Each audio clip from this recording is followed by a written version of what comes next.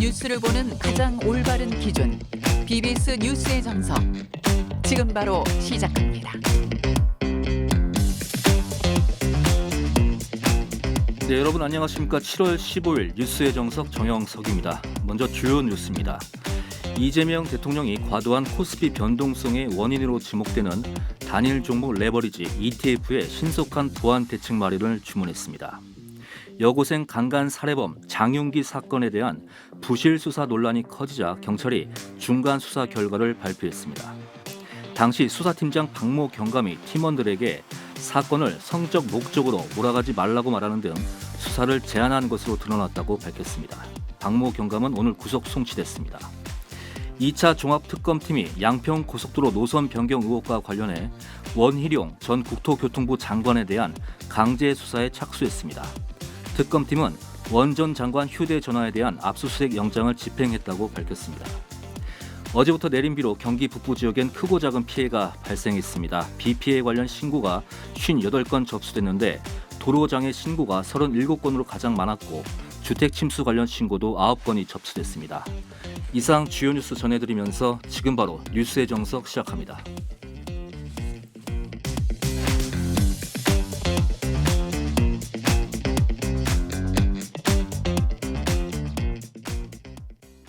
네, 현대 한국불교 수행자의 사표로 존경받아온 조계종 명예원로의원 현봉당 근일 대종사의 연결식과 답의식이 오늘 오전 엄수됐습니다. 문화부 이석호 기자 나와 있습니다. 안녕하십니까? 안녕하십니까? 네, 이 기자 근일 스님 연결식이 고은사에서 원로회의장으로 치러졌죠? 네, 맞습니다. 이제 연결식은 명종 오타를 시작으로 계식, 3기 연결 법요 등의 순으로 엄수가 됐습니다. 호상인 무여 대종사가 헌양을 하고 문도를 대표해 호성 스님이 헌달을 했고요. 16교구를 대표해 고운사 주지 등은 스님이 영단에 헌화를 하고 대종사의 마지막 길에 예를 올렸습니다. 연결식을 마친 대종사의 법구는 인로 왕번과 명정, 삼신불번, 만장 등이 장엄하게 이끄는 이운 행렬을 따라서 다비장인 천년숲길 광장으로 이운이 됐습니다. 네. 대종사가 원력을 다해서 삭격을 일신시킨 고운사 도량 곳곳을 지나 황토길을 따라 다비장으로 향했는데요. 거화봉의 불꽃이 장작에 닿자 맹렬한 불길이 법구를 감싸 안았고 사부대중은 아미타불을 외치면서 눈물을 보였습니다. 네네. 대종사의 법구는 연기를 내뿜으면서 등운산 하늘로 흩어졌습니다. 네. 혹시 이석호 기자는 근일 스님을 뵌 적 있나요? 한번 뵙고 싶었는데 인연이 닿지 않아서 뵌 적은 없습니다. 네, 저도 친견을 한 번도 한 적이 없는데 평생을 참선 수행과 후학 양성 포교에 매진한 근일 대종사, 한국 불교를 대표하는 선지식으로 꼽히는데 생전 어떤 모습이었는지 궁금하네요. 네, 근일 대종사는 극락선언의 경봉 스님을 비롯해서 해인사 성철 스님, 묘관음사 향곡 스님, 용주사 중앙선언 정강 스님 등 당대의 내로라 하는 선지식들을 친견하며 안목을 넓히고 종문의 정맥을 바르게 이어받았습니다. 1980년에는 고운사 주지로 부임해 가람을 일신하고 선풍을 크게 진작시켰고요. 고금당 선언을 개원해 수많은 스님과 제가불자들을 제접했고 매월 말 철야 참선법회를 주도하고 고운사를 경북 북부 지역의 중심 도량으로 거듭나게 했습니다. 많은 일을 하셨네요. 1992년부터는 부석사에 주석하며 선불교의 대중화를 이끌었고요. 특히 말기암 판정을 받고도 치열한 정진으로 병마를 극복한 이라는 사부대중에게 큰 울림을 주고 있습니다. 네. 대종사는 생전 선정에 들면 아픈 것도 가려운 것도 모두 잊을 수 있다고 회고하며 수행에 있어 추호의 빈틈도 보이지 않았는데 정말 공부하려고 하면 다 도와준다는 사실을 절실하게 체득하게 됐다며 후학들에게 용맹정진을 당부를 하기도 했습니다. 했습니다. 수행뿐만이 아니라 종단 발전과 인재 양성에도 크게 기여를 했는데요. 네. 이제 9대부터 12대까지 종황종의 의원을 역임하고 재심 호계 위원 등 주요 소임을 맡아서 종단 행정의 기틀을 다지고 학교법인 능인학원 이사와 이사장을 지내면서 청소년 포교에도 남다른 열정을 쏟았습니다. 네. 생애 마지막 순간까지 고은사와 부석사, 삼보사 조실 소임을 맡아 후학을 양성하고 지역 불교 발전을 진두지휘했습니다. 네네. 생도 이와 같고 사도 이와 같도다. 생과 사가 모두 텅 비었으니 두두 물물이 묘법 아님이 없구나라는 임종계를 남겼습니다. 네, 그 스님의 어떤 생전 행적에 대한 모습이 그려지는데 그 한국 불교에 큰 족적을 남긴 만큼 추모의 열기도 뜨거울 것으로 생각돼요. 어느 분들이 참석했는지까지만 말씀해 주시죠. 네, 이제 그 조계종 종정 예하 중보 성파 대종사는 참여하진 않으셨고요. 예. 이제 장의위원장인 이제 원로의장 부령 대종사, 네. 총무원장 진우스님, 이제 각 교구본사 그 본사 주지 스님들하고 종단 주요 소임자 스님을 비롯해서 2천여 명이 참석해서 스님의 마지막 길을 배웅을 했습니다. 네. 뉴스 브리핑 이석호 기자였습니다.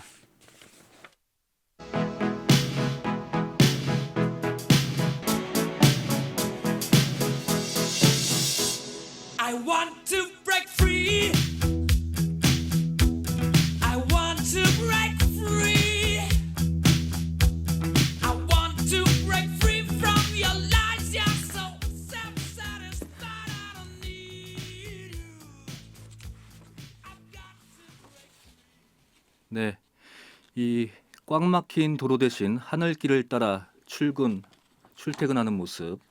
이제 영화 속 이야기가 아닙니다. 정부가 오는 2028년 도심 항공교통 이른바 UAM 상용화를 목표로 본격적인 시범 운용 구상과 전문 인력 양성 카드를 꺼내 들었습니다. 마침 오늘 인천 송도에서는 이 미래 하늘길의 실체를 미리 만나볼 수 있는 대규모 박람회가 열렸는데요. 이 국토교통부 출입하는 황민호 기자와 함께 현장 소식과 정부의 UAM 상용화 전략에 대해 자세히 짚어보겠습니다. 전화 연결돼 있습니다. 황민호 기자. 네, 안녕하세요. 저는 지금 2026 드론 UAM 박람회가 열리고 있는 인천 송도 컨벤시아 현장에 나와 있습니다. 네. 그 드론은 이제 뭐 워낙 유명하니까 알겠는데 UAM은 다소 낯설어 하시는 분들도 계실 것 같아요. 정확히 어떤 개념이고 오늘 박람회 분위기는 어땠는지 전해 주시죠. 예, 드론은 저 러시아와 우크라이나 전쟁 때문에 많이 유명해지긴 했는데요. UAM 저도 잘 모르는 상태로 오늘 이렇게 취재를 갔었는데 네. 도심 항공교통, 어반 에어 모빌리티의 약자입니다. 도심과 외곽 지역의 낮은 하늘길을 이용해서 소형 항공기로 승객이나 화물을 수송하는 신개념 교통 체계입니다. 쉽게 생각하면 전기 배터리를 사용해서 소음과 오염 없이 수직으로 이착륙하는 친환경 하늘 나는 택시라고 보면 됩니다. 예, 혹시 현장에 가보셔서 직접 타보셨나요? 직접 타보지는 못했고요. 이게 아직은 사람은 못 타고 네네. 조종은 이제 그 원격으로 저희가 드론 움직이듯이 그렇게 지금 운영이 되고 있습니다. 네. 아직 사람까지 탈 단계는 아니라고 국토교통부에서 얘기는 하더라고요. 예. 그렇다면 이제 항공기가 뜨고 내리려면 그 네. 전용 그 공항 같은 시설도 필요할 텐데 인프라 준비는 어떻게 진행되고 있죠? 예, 그렇습니다. UAM의 정거장을 버티포트나 버티허브라고 부르는데 현재 국토교통부에 따르면 일산 킨텍스에 UAM이 안전하게 이착륙할 수 있는 대형 버티허브를 구축 중입니다. 오늘 현장에서도 실제 공항과 유사하게 설계된 버티허브 모델을 직접 확인해 볼 수 있었습니다. 네. 제가 궁금한 거 이제 이번 박람회가 서울이 아니라 그 인천에서 열린 특별한 이유가 있을까요? 현장에서 이제 김윤덕 국토부 장관과 박찬대 그 인천시장도 만났다고 하셨는데. 네, 그렇습니다. 행사장에서 만난 박찬대 인천시장은 인천은 세계 최고의 공항과 항만 그리고 192개의 섬을 보유하고 있어 UAM을 시험하고 띄우기에 최적의 무대라며 인천을 글로벌 UAM 실증 선도 도시로 만들겠다는 포부를 밝혔습니다. 네. 특히 인천에 섬이 많잖아요. 네네. 그래서 이제 육지와 섬을 오가는 여객선들이 매년 큰 적자를 기록하고 있는데 UAM이 이 대체 교통수단으로 도입되면 예산 낭비를 줄이고 도서 지역 교통 편의를 획기적으로 높일 수 있을 것으로 기대됩니다. 김윤덕 국토부 장관 역시 상용화가 시작되면 인천 덕적도 같은 섬을 섬 지역을 잇는 모델이나 제주도의 풍경을 하늘에서 감상하는 관광형 모델이 우선적으로 실현될 것이라면서 민간군이 긴밀히 협력해 미래 하늘길을 열겠다고 강조했습니다. 네. 그 이번 박람회를 계기로 국토교통부가 2028년 초기 상용화를 위한 구체적인 시범 운영 모델을 처음으로 제시한 건데 이 안전을 최우선으로 다각도의 기준을 세웠습니다. 핵심 내용들을 좀 정리해 주시죠. 네, 이번 정부 발표의 핵심은 모호했던 UAM 운항의 가이드라인을 최소로 구체했다는 점입니다. 6가지 핵심 항목으로 정리를 하면요. 네. 첫 번째는 서비스 모델로 초기에는 단순 운항이 가능한 3가지 유형, 즉 순환형, 관광명소형, 도서상간 교통 취약지를 잇는 허브형, 그리고 도심과 공항을 직결하는 공항 연계형으로 시작해 지정된 시범 운용 구역 내에서만 한정 운영합니다. 네. 둘째로 기체 인증인데 안정성 확보를 위해 국내 형식 증명과 표준 가망 증명을 모두 완료한 기체만 띄우는 것을 원칙으로 삼았습니다. 셋째는 운항 조건입니다. 초기에는 조종사가 반드시 탑승을 합니다. 일출에서 일몰 사이에 시정 5km, 운고 450m 이상이라는 맑은 날씨 조건에서만 운항하고 미리 지정된 하늘길을 회랑으로 부르는데 한 대의 한 해 하루 편도 10회 이하로 제한합니다. 이때 회랑은 고도 300에서 600m, 폭은 600m 이상, 길이는 50km 이하로 설정됐습니다. 넷째는 사업자 요건인데요. 도심 항공교통 운송 사업을 하려면 기체 한 대 이상, 조종사, 정비사 각 1명 이상, 자본금 7억 5천만 원과 함께 정부의 안전 인증, 운항 증명을 필수로 취득해야 됩니다. 다섯째는 관제 시설로 관제 공용은 기존 국토부나 군 등의 관제 기관이 맡고 이착륙과 충전이 가능한 필수 버티포트 설치가 의무화됩니다.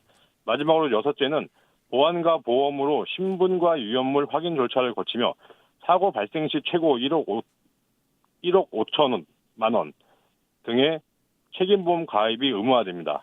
네. 그렇다면 이제 이건 이제 초기 매뉴얼이고 점진적으로 범위를 넓혀가겠다. 네, 계속 지금 바뀌고 하고 있습니다. 네. 그 기체나 제도만큼 중요한 게 결국 이제 사람인데 외국 인력에 의존하지 않고 우리나라 그 제1호 UAM 조종사, 정비사를 직접 키우는 프로젝트도 가동된다고요. 예, 국토부와 한국교통안전공단이 손잡고 전문 인력 양성에 착수합니다. 올해 말까지 세부 계획을 세워서 내년 상반기에 공모를 진행하고 하반기에는 선발된 인원들을 글로벌 기체 제작사에 파견해 전문 교육을 받게 할 예정입니다. 국비를 지원받는 만큼 이들은 귀국 후 초기 실증 비행에 참여하고 향후 우리나라 자체 자격 체계나 안전 기준을 만들 때 초기 교관이자 자문관으로 활동하며 국내 기술 축적의 핵심 역할을 맡게 됩니다. 네.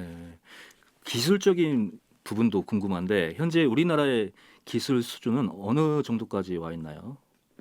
네, 오늘 최초로 국내 개발 기체 비행 시연이 예정돼 있어서 관심이 뜨거웠는데요. 네. 아쉽게도 오늘 본 행사에서는 이륙하지 못했습니다.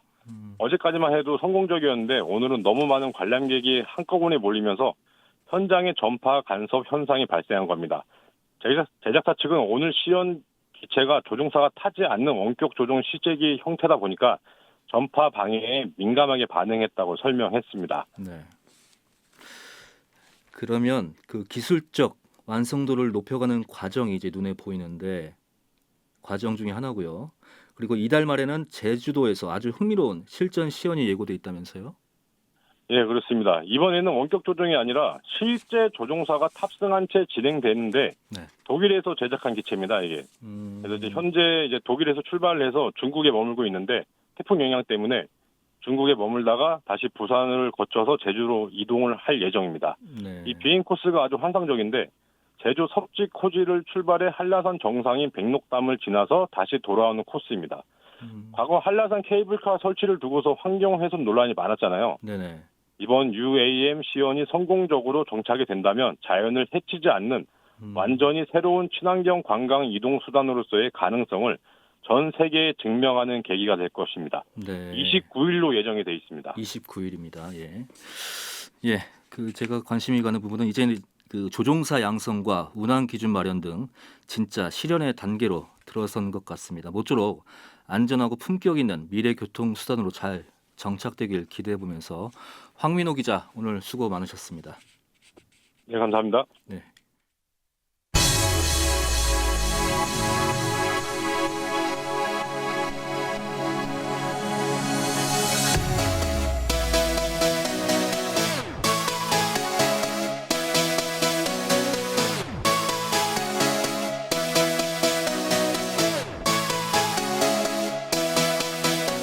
사회법조 분야 사건을 파헤치는 법조업 코너입니다.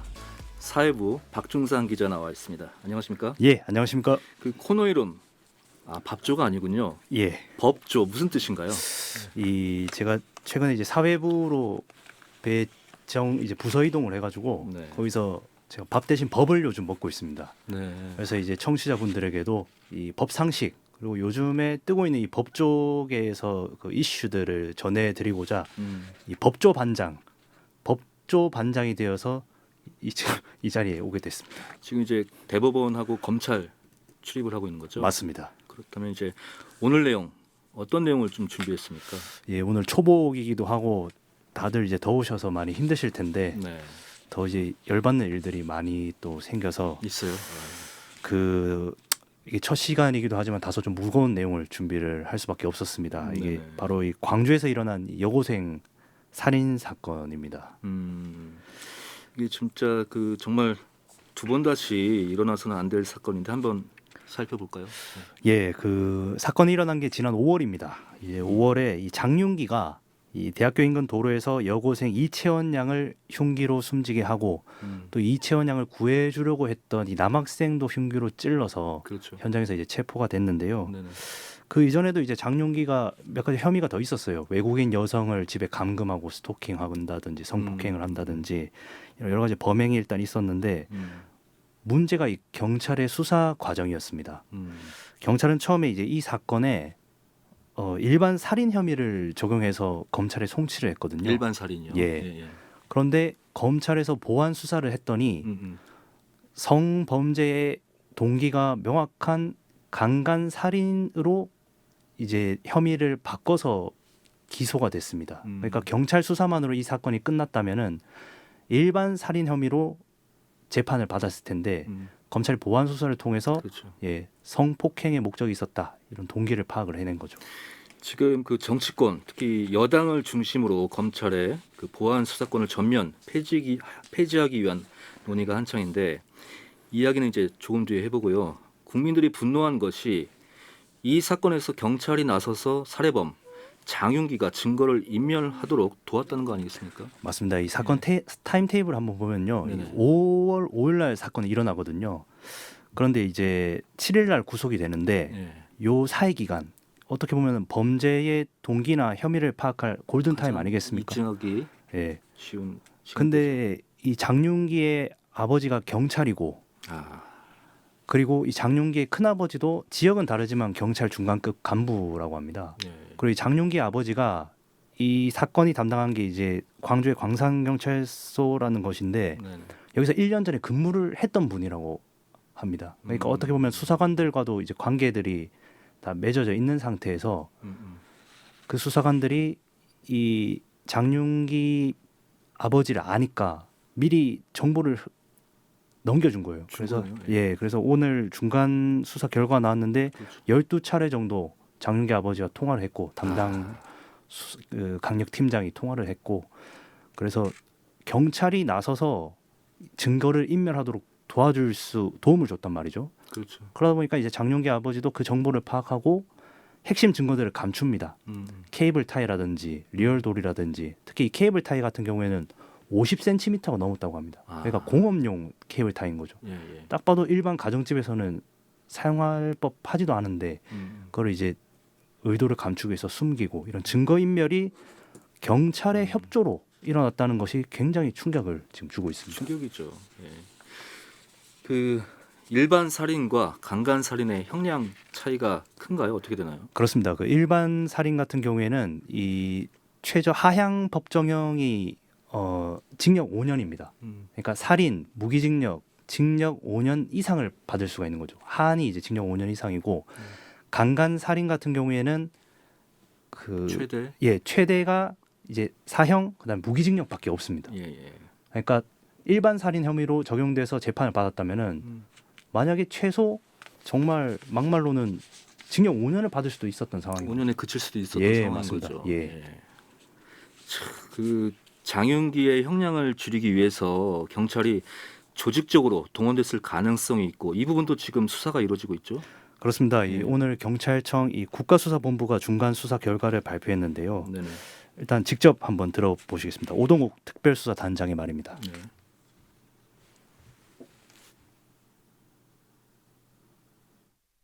구속된 강력팀장은 리얼돌, 케이블 타이 등 증거가 살인의 주요 증거는 아니라고 판단하여 누락하였다고 주장하면서도 윗선에서 스토킹과 살인 사건을 연결시키지 못하도록 지시했다고 진술하였습니다. 강력팀장 및 팀원들과 장윤기 부친 간에 12차례 전화통화한 사실이 확인되고 네, 그 장윤기의 아버지가 광주 서부경찰청의 경감이고 큰아버지도 타 지역 경찰 중간 간부라고 이제 나왔는데 소위 말해서 이 백이 있다고 형량이 낮은 죄목으로 송치되는 이런 일이 아직 일어나고 있다는 사실에 국민이 분노할 만합니다. 이 상황이 누구보다 받아들이기 힘든 분들이 바로 피해자일 것 같은데. 맞습니다. 이제 우리나라는 사적 복수가 금지돼 있잖아요. 네네. 그러니까 국가만 범죄인에게 형벌을 줄 수 있는 형벌권을 갖고 있습니다. 그 이유가 이제 어떻게 보면은 피해자들은 국가를 믿고 국가가 이 응분의 처벌을 해주기를 바라는 방법 말고는 할 수 있는 것이 없는데 네.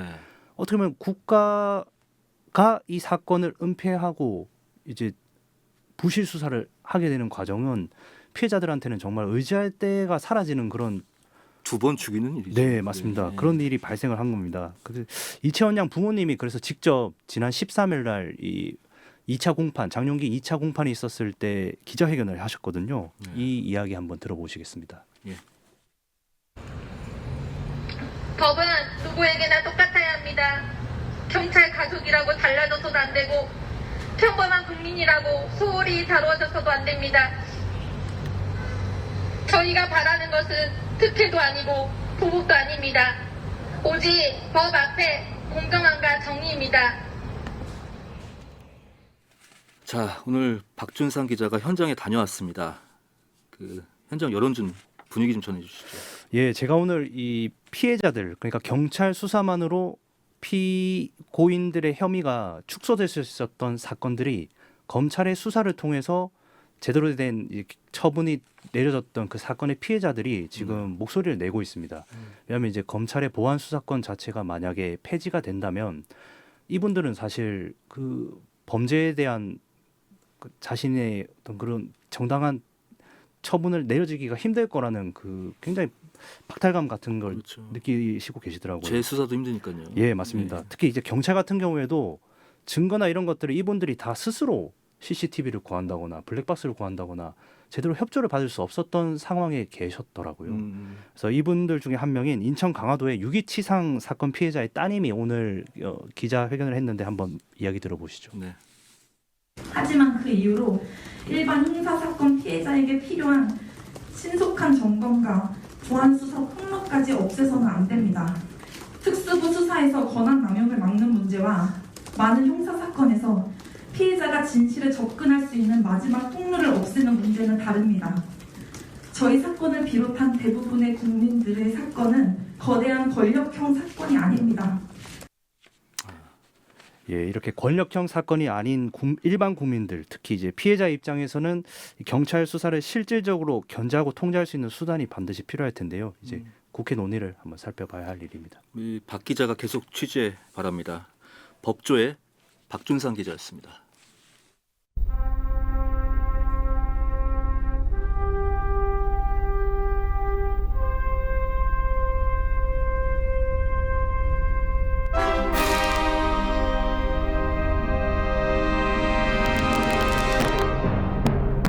네, 다음은 박원식 선임 기자의 경제 오디세이 순서입니다. 대한건설단체 총연합회가 지난주 건설의 날 기념식을 열었습니다. 박원식 기자. 네. 네, 이번 행사에서 미래 건설 산업을 위한 스마트 건설이 화두로 등장했죠. 네, 그렇습니다. 일단 행사는 지난 9일 날 열렸고요. 먼저 한승구 대한건설단체 총연합회장의 말을 한번 들어보시겠습니다. 네. 첨단 기술을 적극 도입해서 새로운 부가가치를 창출해 전통적인 시로 방식에서 과감하게 벗어나 인공지능과 로봇, 드론 등 다양한 첨단 기술을 현장에 적극 도입하여 생산성을 획기적으로 높여야 합니다. 이를 통해서 만성적인 인력 부족과 생산성 저하, 그리고 안전 문제를 동시에 해가는 스마트 건설의 시대를 열어야 할 것입니다. 네, 한승우 회장이 이를 통해서 건설 산업의 미래가 이제 청년 인재들이 스스로 이제 찾아오는 매력적인 산업을 만들겠다 했는데요. 그리고 이 자리에 이제 총리 취임 이후 처음으로 한성숙 국무총리가 참석했거든요. 한성숙 국무총리의 말도 들어보시죠. 네. 정부는 첨단 기술과 구조 혁신을 통한 스마트 건설 생태계 조성을 위해서 건설인 여러분들과 함께 하겠습니다. 회장님께서 말씀 주신 스마트 건설의 미래는 우리에게 제시된 굉장히 중요한 방향성이라는 생각이 듭니다. 네, 한 총리는 그러면서 건설 특화 피지컬 AI라든지 뭐 건설 로보틱스를 개발 도입하고 또 스마트한 안전 관리 이런 부분도 분명히 하면서 안전 체계를 확대해서 앞으로 이 부분에 대한 스마트 건설 부분에 대한 지원도 아끼지 않겠다 이렇게 말했고요. 네. 이날 행사장 주변에서는 이제 건설 현장에 제공되고 있는 스마트 기기들이 이렇게 전시가 됐고 그럼 무엇보다도 눈길을 끈 것은 한승구 회장이 기념사를 할 때 로봇이 나와서 기념사 원고를 전달해주는 그런 퍼포먼스도 있었습니다. 네. 그리고 그 최근 정부가 발표한 수천조 규모의 메가 프로젝트도 위기에 빠진 건설업계 구원 투수가 될 것이라는 기대가 크죠. 네, 아무래도 그렇습니다. 무엇보다 이게 3대 프로젝트가 메가 프로젝트죠. 이게 핵심이 이제 공장을 짓는 것이지 않습니까? 공장을 짓는다는 것은 그만큼의 건설 산업에 대한 호기인데요. 한승구 회장의 기대를 한번 들어보시죠. 네. 대한민국의 미래를 향한 정부의 과감한 의지와 결단으로 한국민의 최대 투자를 할 수 있는 4천조 원 규모에 달하는 메가 프로젝트가 본격적으로 시동을 걸고 있기 때문에 건설인들은 많은 기대를 하고 있습니다. 네, 한성숙 총리도 정부의 3대 메가 프로젝트 투자 계획은 무엇보다 건설업에 있어서 가장 큰 미래가 보이는 시간이다 이렇게 강조했습니다. 네. 이번 행사에 미래 건설인들이 참석해 또 주목을 끌었죠. 네, 그렇습니다. 기념식에 이제 전국 건설 관련한 고등학생과 대학생들 350명이 이게 참석을 했거든요. 한승우 회장이 지난해 이게 처음 초청하고 올해도 역시 초청했습니다. 한 회장은 기념사에서도 청년 인재에 대해서 무척 강조를 했는데 이 부분 한번 들어보시죠. 네.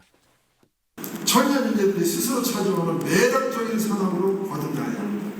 첨단 기술과 융합을 통해서 젊은이들이 꿈을 꿀 수 있는 스마트한 일터를 만들고 근무 환경과 조직 문화를 근본적으로 개선하여 청년들이 자부심을 갖고 일할 수 있는 직장으로 탈바꿈시켜야 합니다. 그 이번 행사에서는 건설업계의 안전 문제에 대한 의지도 다졌다고요. 네, 그렇습니다. 아무래도 최근 들어서 이렇게 유난히 이게 건설 산업 현장에서 사고가 많습니다. 맞아요. 가장 최근에 것만 해도 서울 수소문 고가초도 붕괴 사고가 있지 않았습니까? 그러니까 한승구 회장 그래서 안전을 최우선 가치로 삼아서 중대재해 건설을 실현해야 한다. 안전은 매몰 비용이 아니다. 오히려 국민의 생명과 현장의 존엄을 지키는 가장 확실한 투자다라고 이렇게 강조를 했고요. 한 회장은 그러면서 디지털 안전 기술을 활용해서 예방 중심의 현장 관리 체계를 촘촘히 구축해 나가자고 이렇게 참석자들한테 이렇게 당부하기도 했습니다. 한성숙 총리 역시 모든 출발점은 사람의 안전과 공정한 절차에 있다고 목소리를 높였습니다. 이 건설의 날 기념식을 개최한 대한건설단체 총연합회는 어떤 조직인지 소개 좀 해주시죠. 네, 간단하게 설명드리겠습니다. 대한건설단체 총연합회, 글자 그대로 건설단체들의 모임인데요. 지난 1997년에 설립됐고요. 지금 현재 건설 관련 단체 17개가 지금 소속돼 있습니다. 여기에는 대한건설협회가 있고요. 대한전문건설협회 그리고 한국주택협회 등도 이렇게 가입돼 있고요. 네. 회장은 조금 전에 계속 인서트가 나갔던 한승구 대한건설협회장이 맡고 있고 수석 부회장은 윤학수 대한전문건설협회 중앙회장이 맡고 있습니다. 그리고 건설의 날은 매년 6월 18일로 제정됐는데 기념식은 지난 1981년부터 시작돼서 올해로 36번째를 맞았습니다. 네, 경제 오디세이 박원식 선임 기자였습니다. 날씨는 이지영 캐스터입니다. 네, 오늘 서울 등 중부지방은 비가 내리거나 흐린 가운데 폭염의 기사가 주춤했는데요. 포항의 낮 기온은 37.1도까지 오르는 등 강원 산지와 동해안 영남 지역은 35도를 웃도는 곳이 많았습니다. 내일은 서울의 낮 기온도 다시 32도까지 오르면서 무덥겠는데요. 무더위에 건강관리 잘해주셔야겠습니다. 내일과 모레는 충청 이남을 중심으로 장맛비가 내리겠습니다. 내일 오전 호남과 제주도를 시작으로 밤부터는 충청 남부와 경남 북서 내륙으로 비가 확대되겠고 모레는 충청 이남 대부분 지역에 비가 내리겠는데요. 남부지방의 많게는 80mm, 충청권에는 최대 60mm, 제주에는 5에서 30mm의 비가 예상됩니다. 곳에 따라 돌풍과 벼락도 동반하겠습니다. 영남과 제주에는 열대야주의보가 내려져 있는 가운데 오늘 밤에도 곳곳으로 열대야가 나타나겠고요. 포항과 대구는 밤새 26도 아래로 내려가질 못하겠습니다. 이번 주말에는 또다시 전국에 비가 내릴 전망입니다. 지금 서울의 기온은 26.2도입니다. 기상정보였습니다. 네, 평생을 수행과 그 대중교화에 힘써온 조계종 명예원로의원 현봉당 근일 대종사가 세연을 다하고 정멸의 세계로 떠났습니다. 한 시대를 밝힌 법 등은 꺼진 듯 보이지만 그 불빛은 후학들의 수행과 실천 속에서 계속 이어져야겠습니다. 뉴스의 정석, 내일 다시 찾아뵙겠습니다. 오늘 하루도 수고하셨습니다. 감사합니다.